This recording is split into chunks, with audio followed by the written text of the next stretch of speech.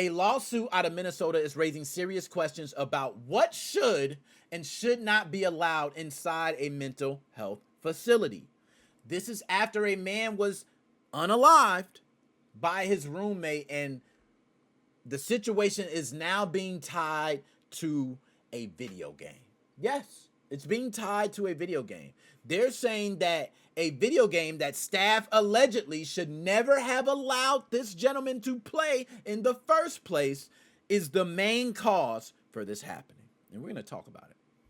So, the case centers around a state-run psychiatric facility in St. Peter, where a patient named, and I know I'm going to butcher this name, but I'm going to give it a shot, Abdurrashad Hussein. All right? We're just going to say a patient named Mr. Hussein. He was found unalived in his room back on January 1st of 2024. We want to say condolences to him. But he had been placed in the facility due to severe mental illness. But according to reports, his condition had improved enough that staff moved him into a less restrictive unit where he shared a room with another patient. Now, that roommate is guess who? Yes, that roommate had a known history of violence and had previously been found not guilty by reason of mental illness in the killing of his own sister. I should have said unaliving, but that was just, I couldn't even believe this. Okay, but yes, we're gonna stay unaliving. Okay, we got a, sorry, monetization. YouTube, can you rewind that, please? Okay. But yes, I did not stutter. That roommate had a known history of violence and also had been previously not found guilty for unaliving his own sister. The reason was mental illness. Now, in the months leading up to the incident, the lawsuit claims his mental state was getting worse, and with signs like lack of sleep, he had lack of sleep, increase, what is it? I'm trying to think of the word for it. Increase agitation. He had missing treatment sessions. All of these were already known to the staff. The staff knew all this. But according to the lawsuit, despite all these damn warning signs, staff still allowed him to access what they say violent video games in a shared area, including the video game which they believe had a lot tied to this is Assassin's Creed Valhalla.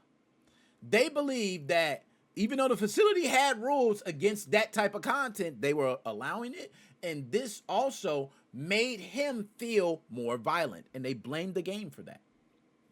The claim is that he had been playing late into the night, so he's not getting sleep, and he's playing the game late into the night. And shortly before the attack, and shortly after, he went into his room and carried out the fatal assault using an object from inside the room. Yes, I did not stutter on that. Shortly before the attack and shortly after, he went into his room and carried out the fatal assault.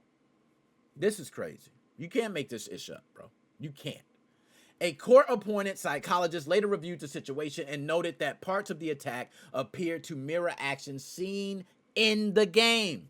The way he was swinging, the way he was doing things, they believe these actions were mimicking exactly what was seen in Assassin's Creed Valhalla. So it's raising questions about whether that exposure played a role into this. And at the same time, the person responsible was ultimately found not guilty by the reason of mental illness for unaliving his sister and remains in the facility. So all you know, he remains in the facility. Damn.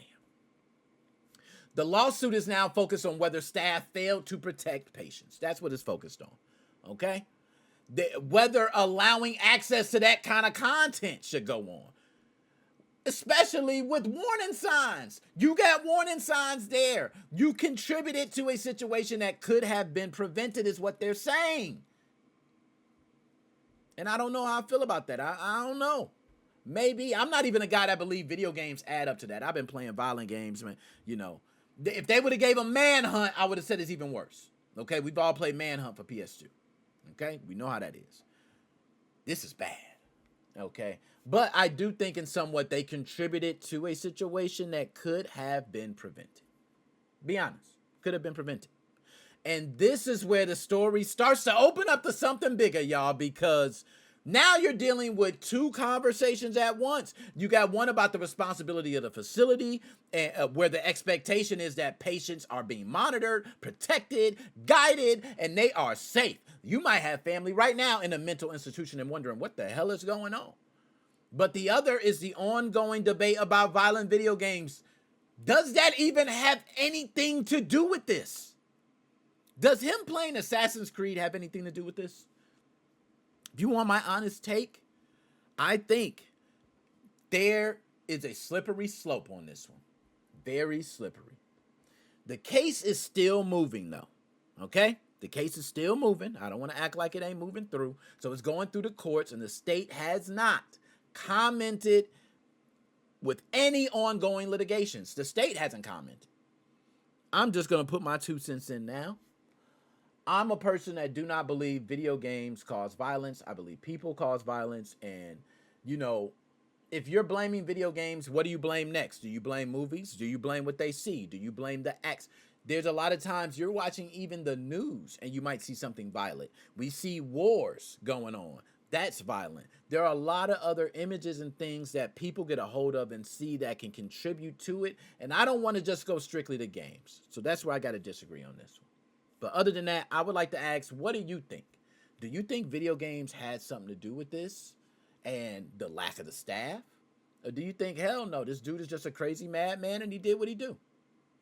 It is what it is. Magnus, what's going on? Dap me up, Harry Knuckles and all. Good to see you, my dog. Yo, we got a couple people I've seen out there. Yo, Chelsea's Way, shout out to you. Shout out to the ladies. Okay, you know what I'm saying? I just see you got to shout out everybody. If you there, burn up the damn chat. Magnus, what's going on, man? I got a hot topic, man. You know what I'm saying, that you might want to get into later, you know. But anyways, let's go ahead and move on to next story.